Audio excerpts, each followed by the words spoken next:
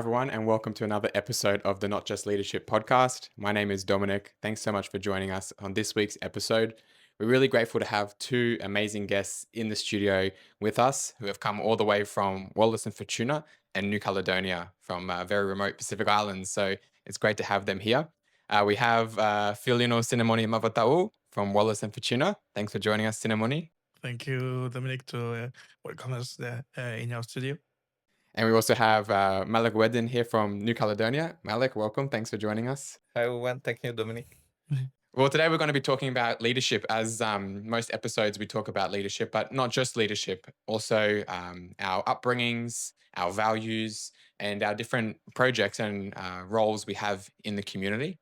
So I'll just ask each of our guests to introduce themselves so you get a little bit of background of who they are and where they come from. I know them very well and have worked with them for a number of years, so I don't need an introduction. But for the benefit of our viewers, Sinemoni, could you give us a little bit of an introduction, where you're from and what you do? Okay. Hi everyone. I'm Sinemoni. I'm from Wallis and Futuna, and I work as a freelancer in videography and photography on my island. My goal as a videographer and photographer is to capture the moment and our culture and take souvenir for our next generation. That's what I want in my profession. Wonderful. We've had another guest on from Wallis and Futuna before, Loren Lee.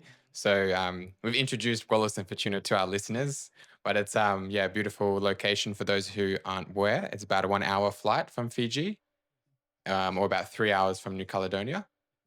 Wonderful. And we also have Malik here. Malik, can you introduce yourself and a little bit of your background and what you what your current work is? Yeah, I'm Malik Oedin from New Caledonia. I'm working in conservation, both for the northern province of New Caledonia, leading forest district, but also a conservationist, working in my own NGO, Gardien des Îles, on inclusive conservation, but also specialized on flying foxes and Pacific Islands conservation of the biodiversity. My main goals are to train the next generation of young leaders of the conservation in the Pacific, both rooted in their culture, tradition, and with strong local knowledge, but also strong Western skills and a very inclusive process. And Malik and Sinemoni, you both come from French territories, French-speaking islands, and I think a lot of people who have visited the Pacific or worked in the Pacific, they're some of the territories or countries that are less well known than other places in the Pacific. So it's really great that I try to profile these beautiful places as much as I can to the rest of the Pacific and our international community.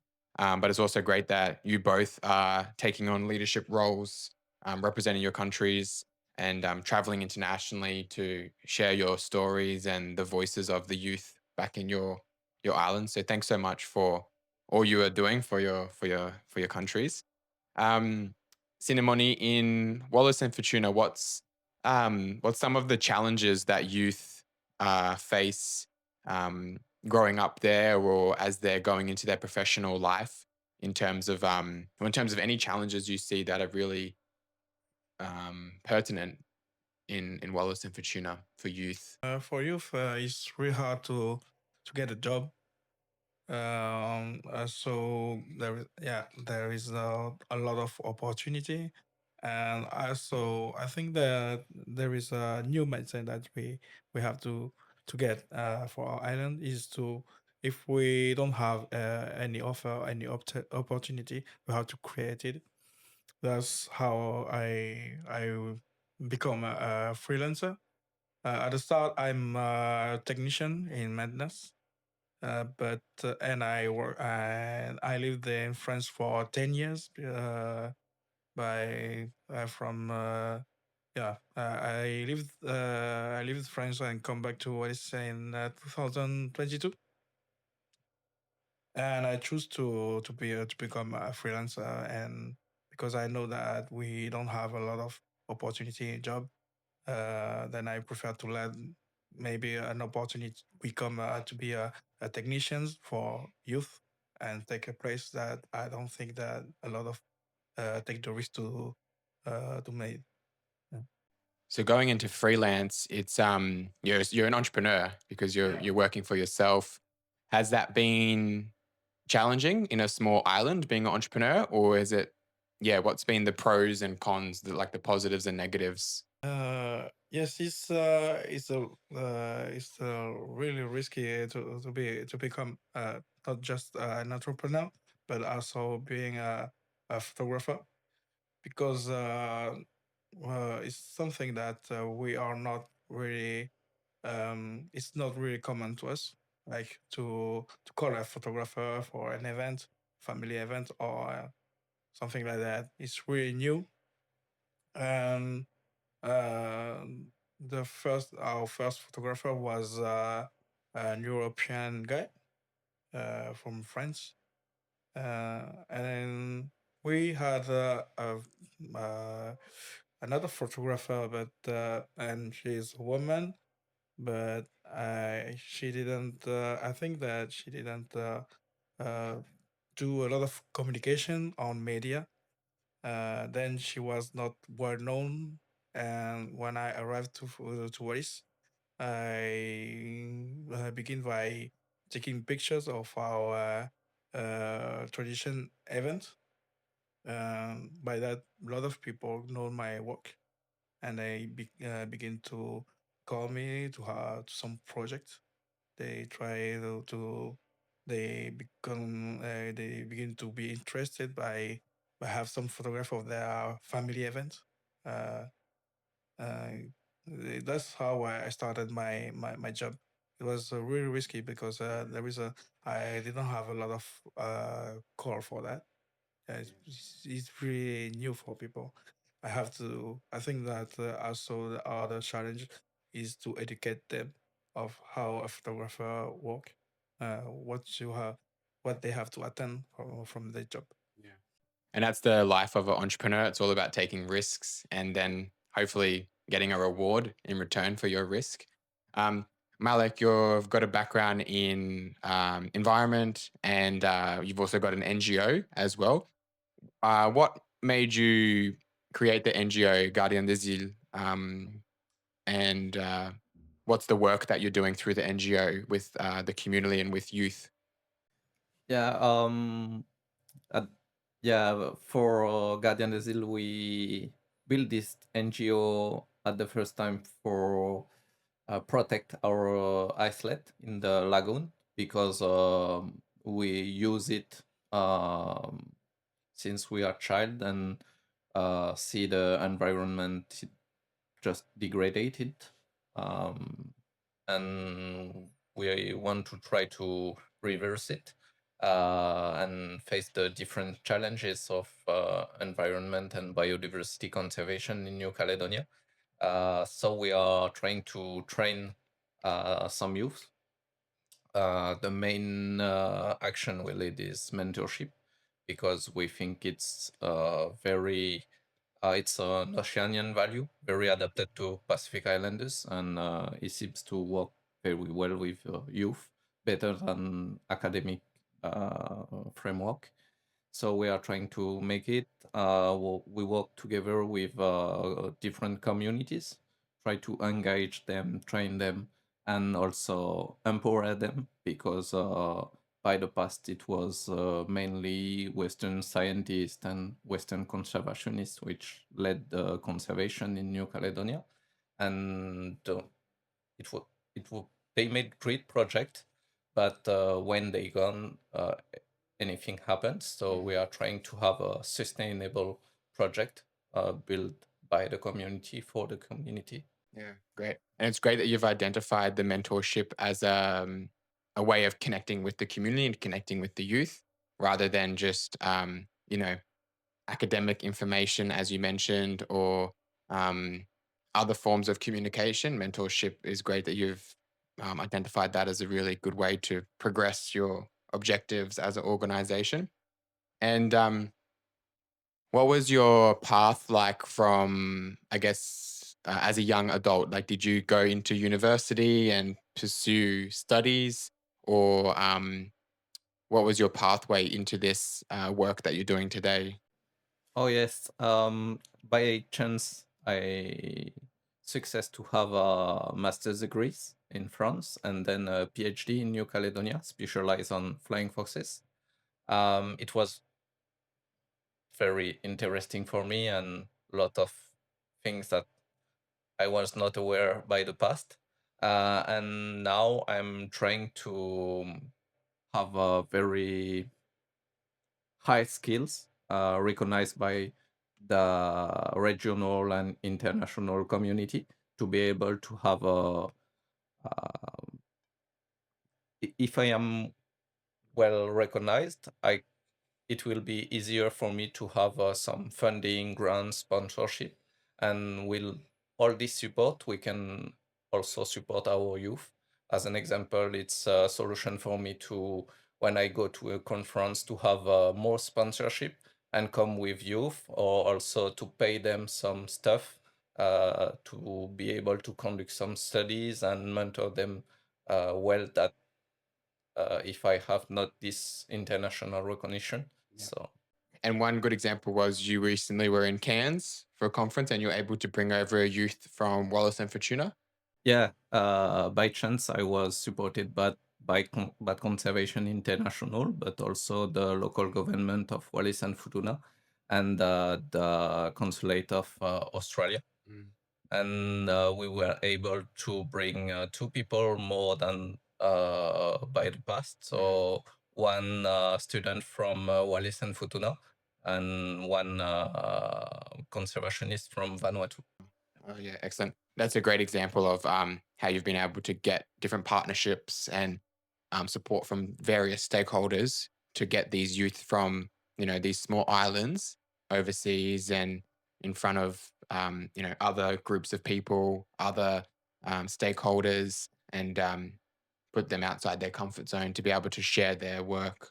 Yeah, of course, it's very difficult because it may take me a long time to be at this recognition level. But now I'm very able to support more of my students and mentees. Yeah. So I think uh, we are trying to have a new generation of conservationists in the Pacific, both very with very strong roots in the culture and the tradition, but also strong skills in Western science, because both are a solution for conserve our biodiversity, but also it's important that they they will be able to be recognized internationally, because it will help us to share their voice in over the world.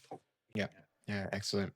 And Sinemoni, so when you came back from France to Wallis and Futuna in 2022, the three of us, we connected soon after that in 2023 for the mini tech camp that we delivered with the support of the Young Pacific Leaders. What was that process like, getting back into going back to Wallis and Futuna after 10 years and then getting involved in a project like that? What was your expectations? Because we were connected via Kiara from the university, and we were connected to Kiara from Ben in New Caledonia at the New Zealand consulate. When you got involved in that project, did you expect it to have so many follow-on activities, or what was your expectation when you decided to volunteer on putting together this workshop for youth? I I take it as an opportunity. I was really amazed that some youth from another island, Australia and New Caledonia, try to make something new in our island. That's why I was um, so motivated to help you at this moment.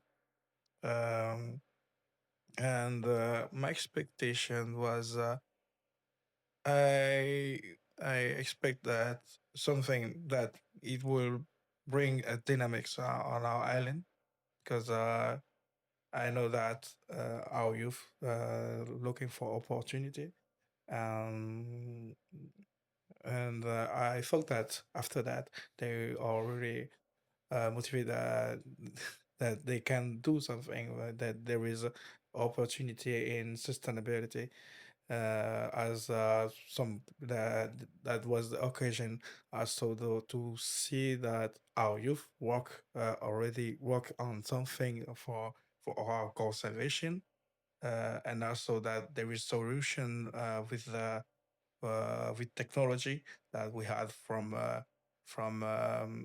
New Caledonia and Lifu, um, with La Casse du Miel. It was pretty. It was a really good experience for me because I have the opportunity to connect it with you, and that will also for me a good environment that put me in some dynamics, continue and try to work. It's something difficult when you are in Wallis because there is a lot of blockage. Sometimes you are sometimes discouraged to continue to make your work, try to do some leadership event, but I continue because I still connected with you and I see how you work in your community, and I still think that we can have also these dynamics in my island. Uh, I'm still a little bit lost. Okay.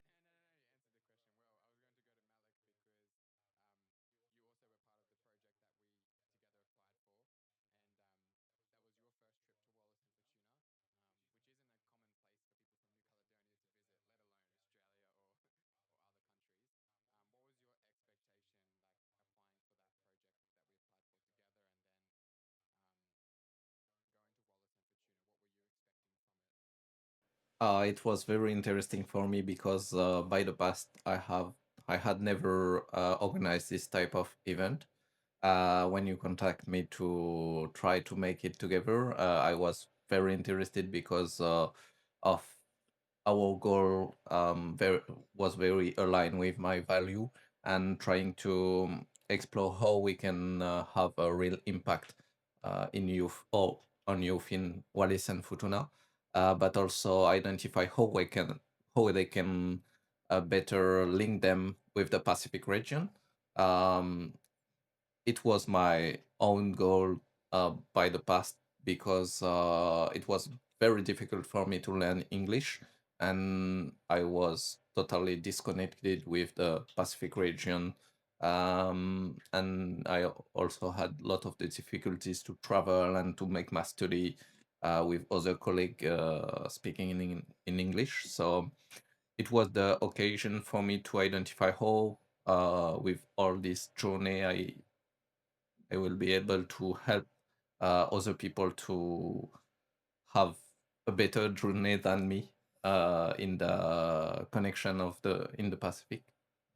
And just for the context of people who are listening, so we applied for a project back in the end of 2022. Malik and myself, we went to New Zealand for a workshop with the young Pacific leaders, and the program was on a tech camp. And so we applied for a grant afterwards with the young Pacific leaders to deliver a mini tech camp in Wallis and Futuna because we wanted to replicate the program and take it to island that hadn't had this type of program before. And fortunately, we were successful, and then we delivered it in 2023 with Sinemoni's support. And since then, Sinemoni, you've been to various islands in the Pacific, such as Tonga. You went to Tonga, Tonga in 2024, which is a country that has a very strong cultural and linguistic link to Wallis.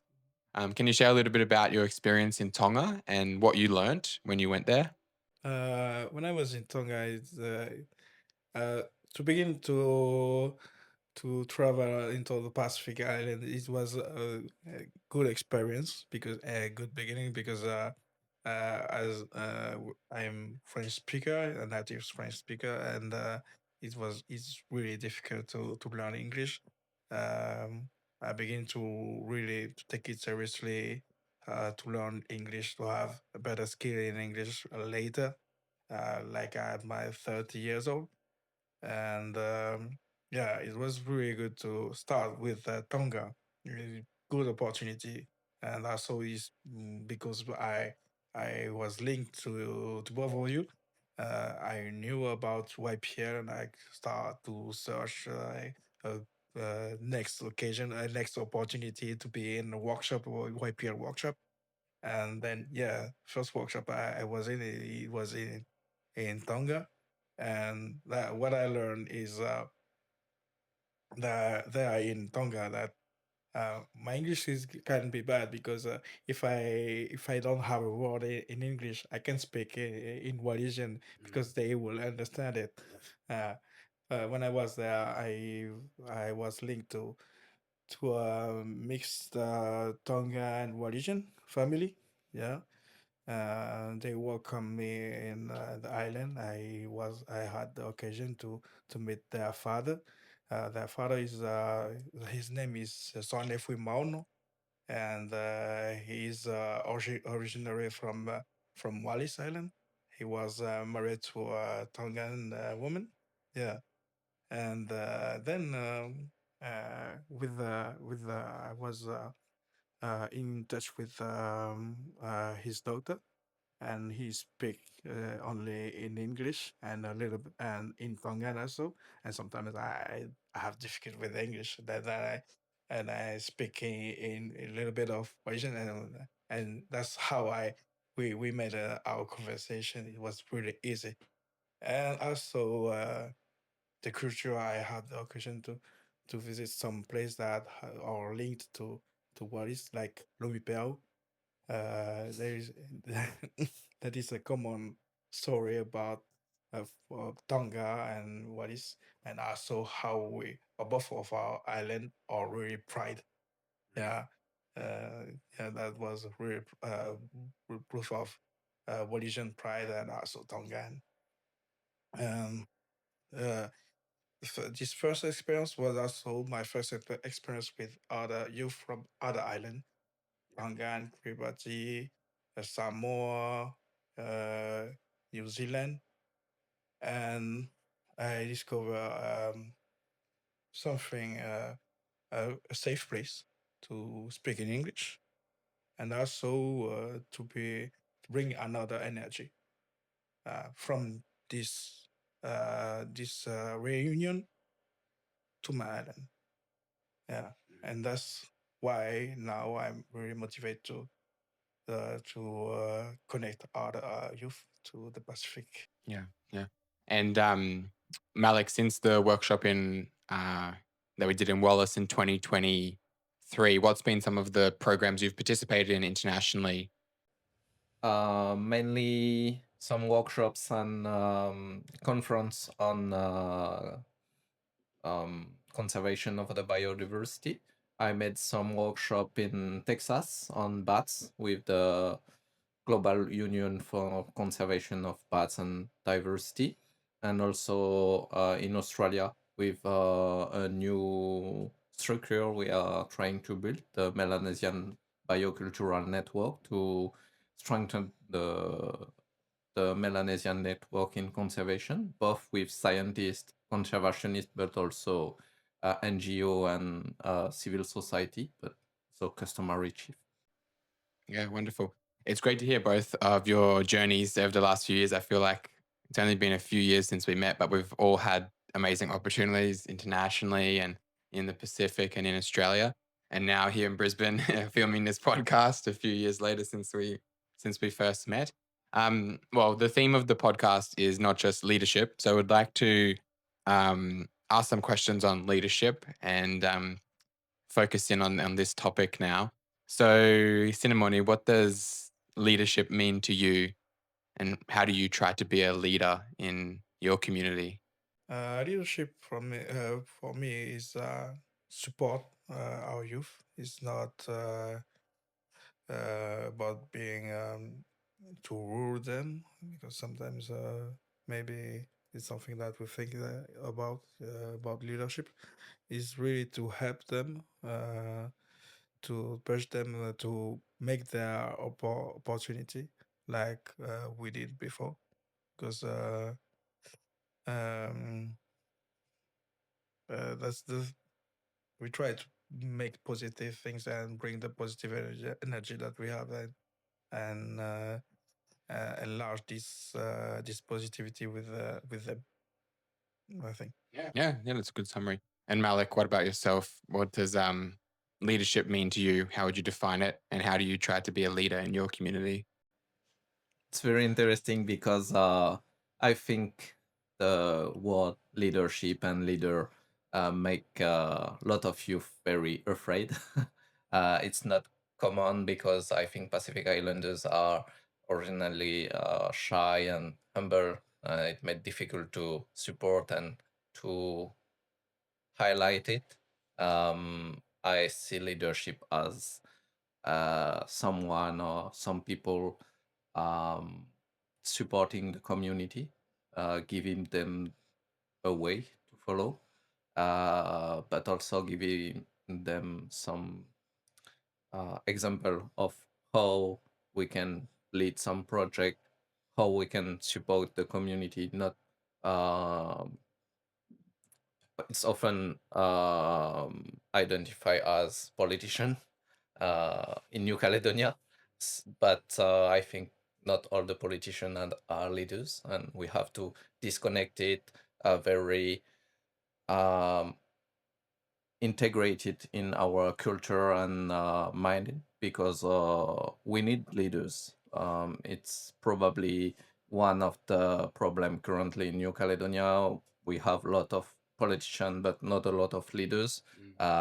You have not a great place in the society, and so we are trying to build a strong network to secure our leader and help them to just do what they want to do for the community, for the country, for their family safely, because it can be very impactful for our mind, particularly with social network, with some people disagree with what we are doing or what we are saying. So we have to build a community, a helpful community, to be able to support our leader and make them safe. And for me, if I don't consider myself as a leader, but more as a facilitator.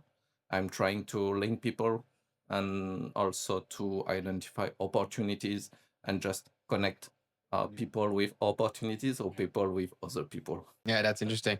I like the 2 points you made there. So one, automatically we think of leaders as politicians, particularly in New Caledonian context. But I think, yeah, that's a interesting point. In a lot of countries, that's kind of automatically who we think of. And as you mentioned, not all politicians are leaders. Some of them are in that role for maybe other motivations, or they don't always show leadership characteristics and traits. So yeah, I think that was a good point. And I also liked interesting. Do you think Malik is a leader? He said he's more of a He's a leader, facilitator. and yeah, then he made a new point that a leader is a facilitator, because he facilitates something, is help Yeah. community to build something, Yeah. and he said it before. A leader helped the community, and Yeah.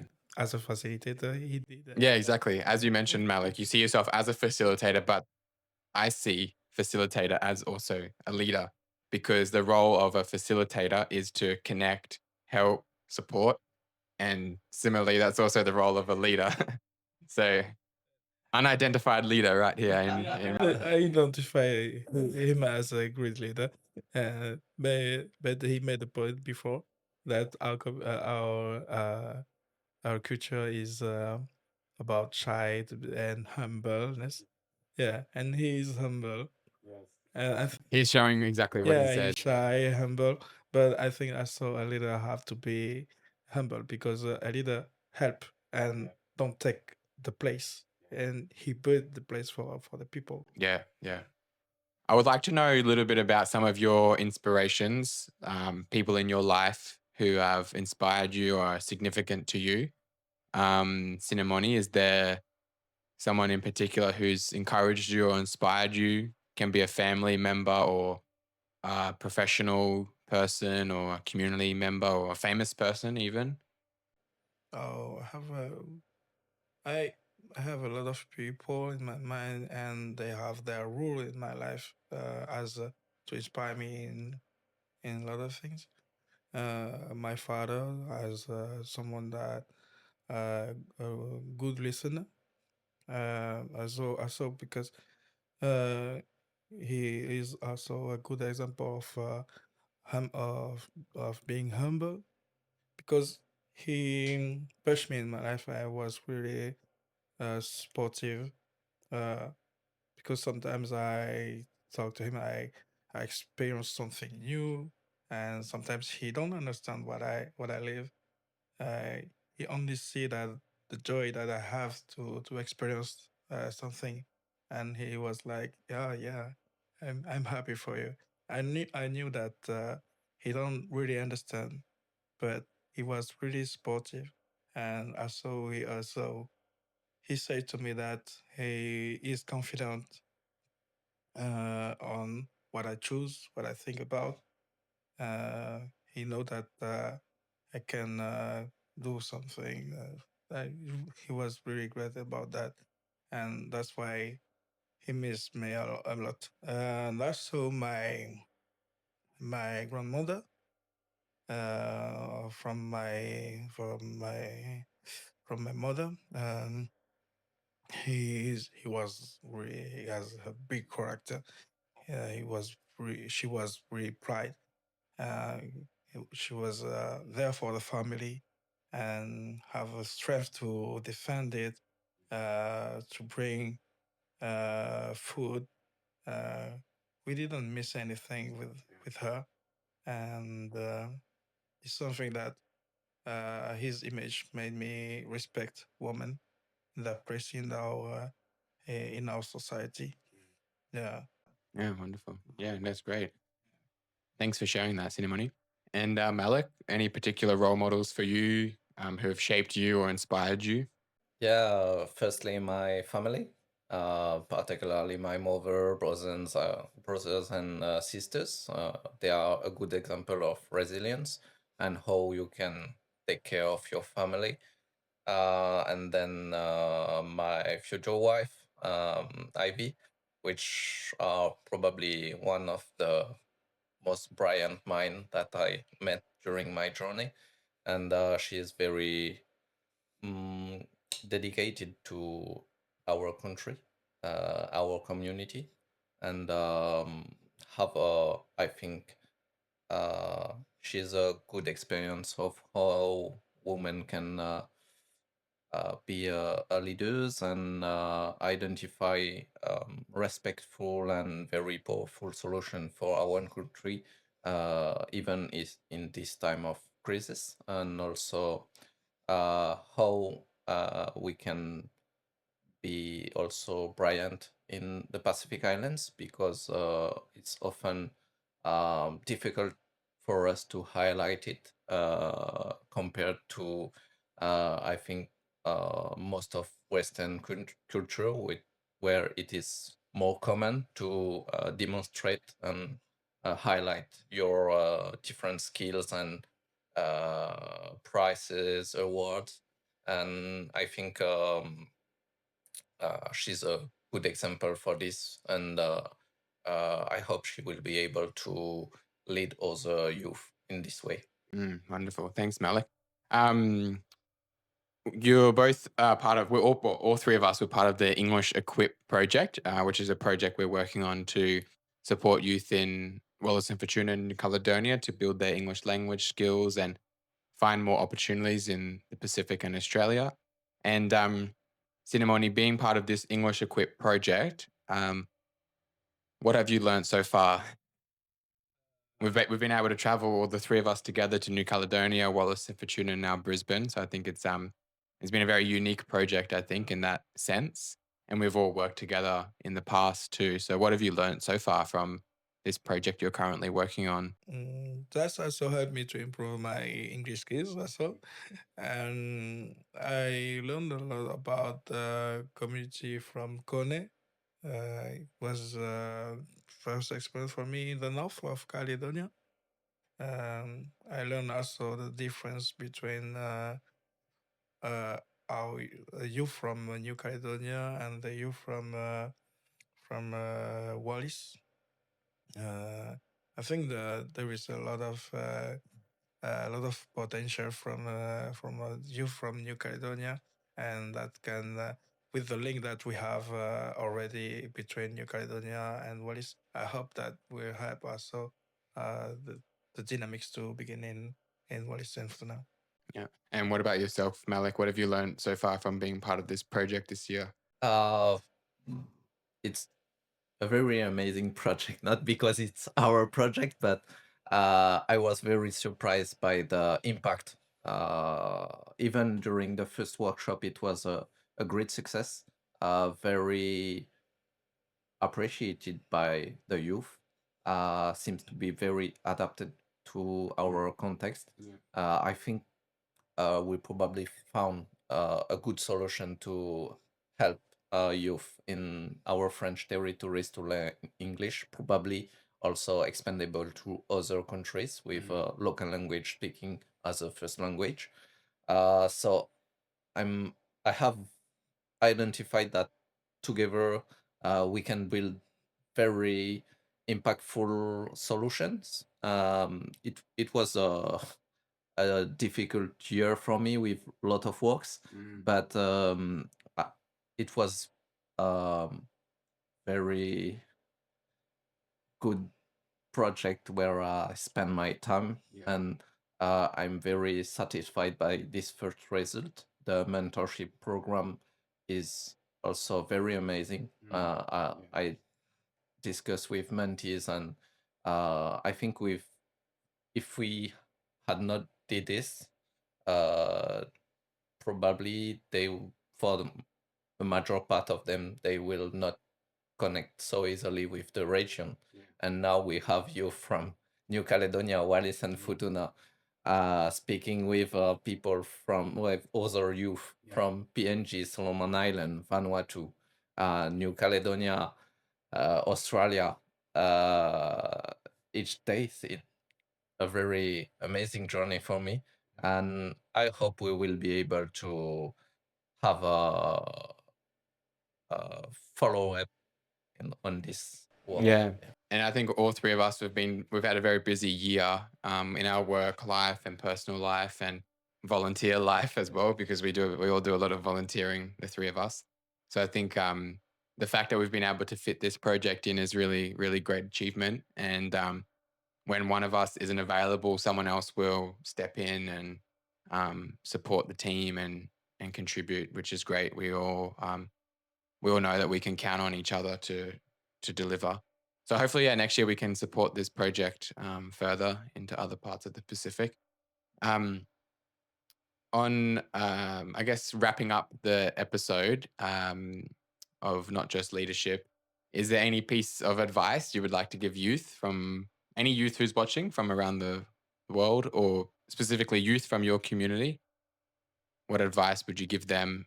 If they're inspired by your stories and your trajectory, what advice would you give them if they want to learn English or travel overseas or work abroad or study abroad?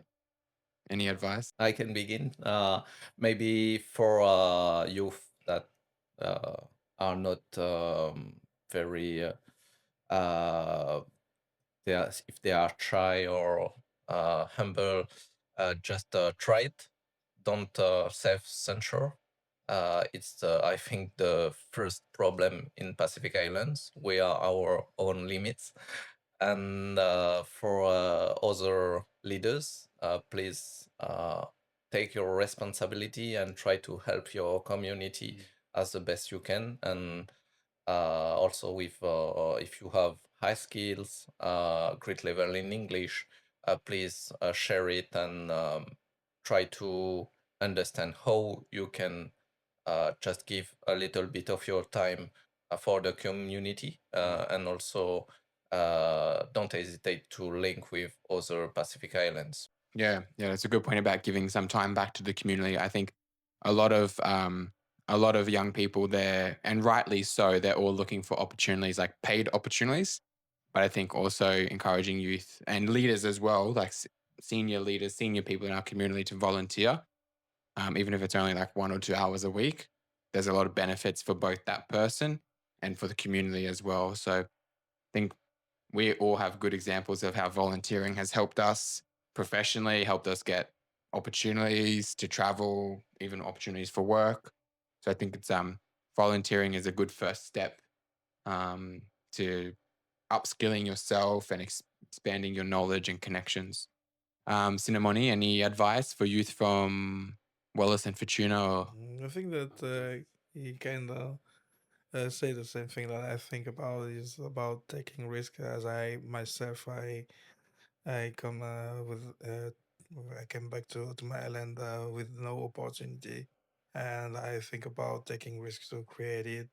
And after that, I lived a lot of amazing experience, and I just want to share it with people. I think that we have to be generous and don't be shy. And sometimes I think that we have a lot of also a lot of potential in Wallis and Futuna, but they are shy to share it because they fear the judgment of people. I don't think that you have to think about it. You have just to enjoy what you do. If you like to do it, enjoy and share it with other people. I think that the joy that you live and you share it, the people will experience it, and they some of them will experience and just take the good comments of the people, and that's how I think. As also as from my experience, I have a lot of people that say uh, that they were happy to see my pictures. It's not about me. They didn't talk about me. They just talk about their family and oh my cousin is there. Yeah. Just then don't make something for you. Make people make the things for the people. And then don't make people don't make something to in the goal to be loved. Just love the thing that you do and share with the people. Yeah, I think that's something more positive, and it's a thing for from leadership. yeah, yeah, wonderful. Well, thanks, Malik and Sinemoni, for joining me today on today's episode. I hope we can share this resource as well with the EnglishEquip participants when it goes live. And really good to have you both here from your respective countries. And as I said, I always hope to be able to lift up these countries and promote their, opportunities and challenges to the rest of the world. And great to hear inspiring stories from both of you. So thank you for your work that you're doing, the work that you continue to do and that you will do. And who knows, we might do another episode sometime in the future, maybe in Kone or in Uvea. We can pack up the studio and bring it overseas. So yeah, thanks once again for your time, and all the best. Thank you, Dominic. Thank you, Dominic, for this opportunity.